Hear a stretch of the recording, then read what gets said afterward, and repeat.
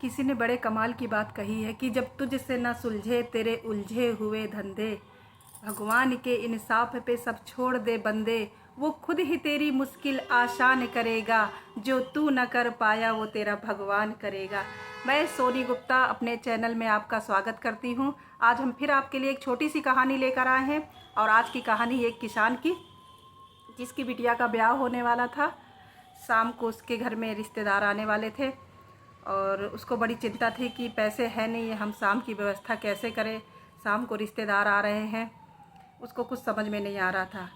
तो उसके घर के बगीचे में 3 लौकियाँ लगी थी। तो उसने क्या किया कि वो 3 लौकियों को तोड़ के गांव के बाज़ार में चला गया। वो डलिए में लौकी लेके बैठा रहा। थोड़ी देर बाद में एक गांव का सरपंच आ गया और एक लौकी उठाई और चला गया।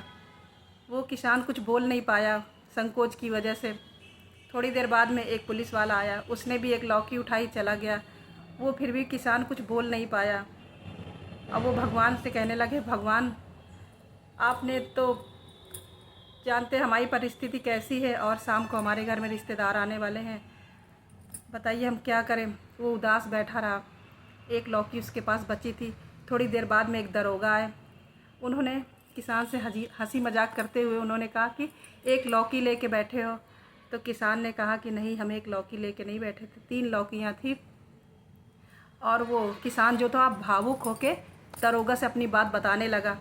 उसने सारी बातें बता दी कि हम 3 लौकी लेके आए थे, पहले गांव के सरपंच लेके चले गए, फिर कोई पुलिस वाला आया, वो उठा के चला गया, हम संकोच की वजह से कुछ कह नहीं पाए।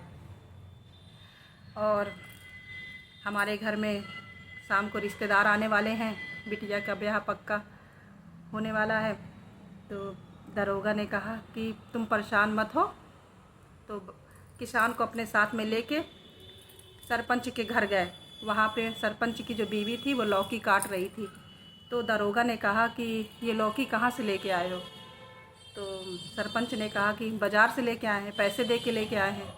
तो फिर दरोगा ने बड़े कड़ाई से पूछा कि पैसे दे के लाए हो, कहाँ से लेके आए। लेकिन जब सरपंच ने देखा कि लौकी वाला साथ में आया है, अब तो बात बिगड़ गई है, पैसे देने पड़ेंगे। तो उसने क्या किया कि सरपंच आया और पैसे देने लगा। जो लौकी का भाव होता है वही उसको देने लगा। तो क्या नाम है, दरोगा ने गुस्से में कहा कि इसको 1000 रुपये दो।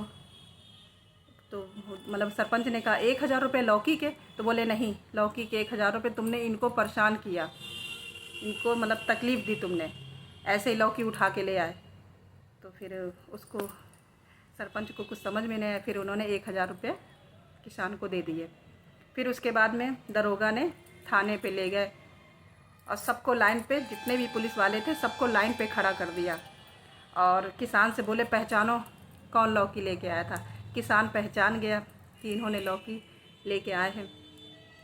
तो दरोगा ने उनसे कहा कि जब सरकार तुमको पैसे देती है तो तुम मुफ्त की चीज़ क्यों उठा लाते हो इधर उधर से, नहीं है, ये अच्छी बात थोड़ी ना है, चलो दो इसको 1000 रुपये। तो फिर उसने 1000 रुपये उनको दे दिए किसान को। फिर दरोगा ने किसान को थाने के बाहर लेके आए।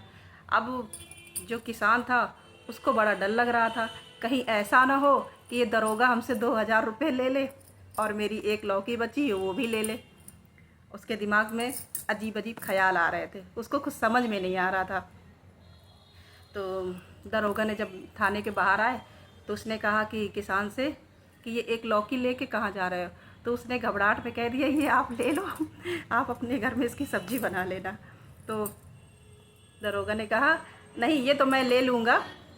और जो 1000 रुपये थे, उसने 1000 रुपये भी दरोगा ने उसको दिए और उसके पास हो गए 3000 रुपये। एक लौकी दरोगा ने ले ली तो टोटल मिला के उसके पास 3000 रुपये हो गए। और दरोगा ने कहा कि अगर तुम्हें कोई दिक्कत हो, कोई परेशानी हो बिटिया की शादी में, तो हमसे बताना, हम सब लोग मिलके मदद करेंगे और हमको बुलाना ज़रूर। तो किसान ने कहा ठीक है। दरोगा चला गया। किसान आसमान की तरफ देख के बोला, हे भगवान, आपने मेरी मदद की, आप खुद तो नहीं आए लेकिन आपने दरोगा के रूप में मेरी मदद करने के लिए भेज दी। मैं बहुत तकलीफ़ में था, बहुत कष्ट में था। पता है, एक चीज़ हकीकत में है कि आप जब भगवान को दिल से पुकारोगे, वो आपकी बात को कभी टालते नहीं है। वो खुद नहीं आते हैं, लेकिन ये बात सत्य है कि आप भगवान का नाम 1000 बार लो, 1000 बार आप भगवान का नाम लो, लेकिन सिर्फ एक बार आप दिल से पुकारो। सच कह रहे हैं कि एक बार आप दिल से पुकारो, आपकी जो आवाज़ है ना, वो देख लेना, उसमें इतनी ताकत, इतनी हिम्मत और इतनी मतलब वो होता है कि भगवान को सिर्फ एक बार आवाज़ दो, लेकिन दिल से आवाज़ दो।